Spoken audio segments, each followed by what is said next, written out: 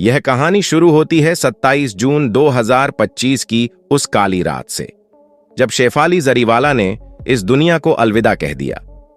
लेकिन इस कहानी का सबसे बड़ा खुलासा तब हुआ जब पूजा घई ने विक्की लालवानी के साथ बातचीत में उस रात की सच्चाई बताई। पूजा ने कहा कि जब पुलिस ने पराग त्यागी से पूछताछ शुरू की तो उन्हें डर था कि कहीं पराग इस केस में फंस न जाए। पूजा के मुताबिक पराग उस वक्त गहरे सदमे में था। उसका पूरा संसार उजड़ चुका था और वह अकेले रहना चाहता था, लेकिन पुलिस के सवालों ने उसे और तोड़ दिया। पूजा ने बताया कि उस रात शेफाली ने डिनर किया और पराग को अपने बूढ़े कुत्ते को टहलाने के लिए नीचे भेजा। लेकिन जैसे ही पराग नीचे गया, घर की हेल्पर ने उसे फोन किया और बताया कि शेफाली की तबीयत ठीक नहीं है। पराग तुरंत लिफ्ट से ऊपर पहुंचा और देखा कि शेफाली की आंखें बंद थीं।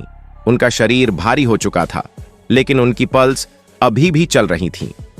पराग ने बिना देर किए शेफाली को believe you multi speciality hospital पहुंचाया, लेकिन वहां डॉक्टरों ने जो कहा वो सुनकर सभी के होश उड़ गए।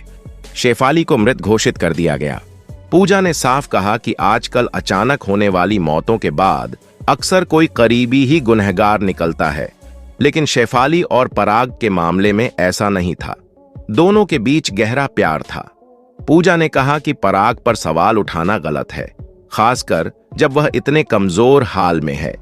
शुरुआती पोस्टमार्टम रिपोर्ट में डॉक्टरों ने बताया कि शेफाली की मौत का कारण लो ब्लड प्रेशर और कार्डियक अरेस्ट था, लेकिन पुलिस ने इस केस को इतनी गंभीरता से लिया कि हर किसी को लगा कि शायद इसके पीछे कोई बड़ी साजिश है। मुंबई पुलिस ने तुरंत शेफाली के घर की तलाशी शुरू की और पराग, उनकी मां और घर के स्टाफ समेत 10 लोगों से पूछताछ की। पुलिस ने घर से कई दवाएं जब्त कीं, जिनमें anti ageing injection, vitamin C drips, skin whitening capsule और गैस्ट्रिक दवाएं शामिल थीं। पुलिस सूत्रों के मुताबिक शेफाली पिछले कई सालों से बिना डॉक्टर की सलाह के ये दवाएं ले रही थीं।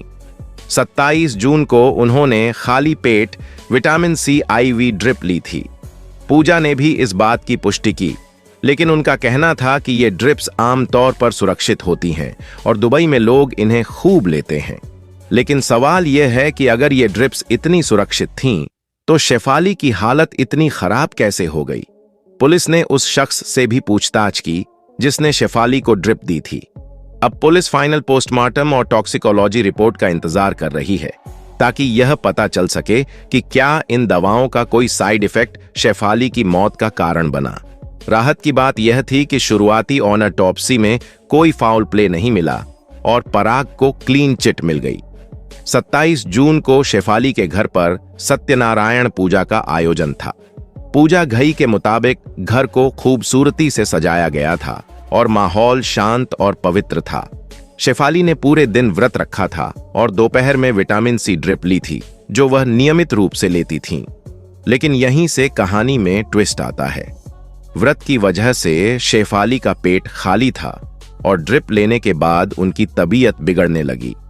रात को जब उन्होंने व्रत तोड़ा तो फ्रिज में रखा बासी फ्राइड राइस गर्म करके खाया।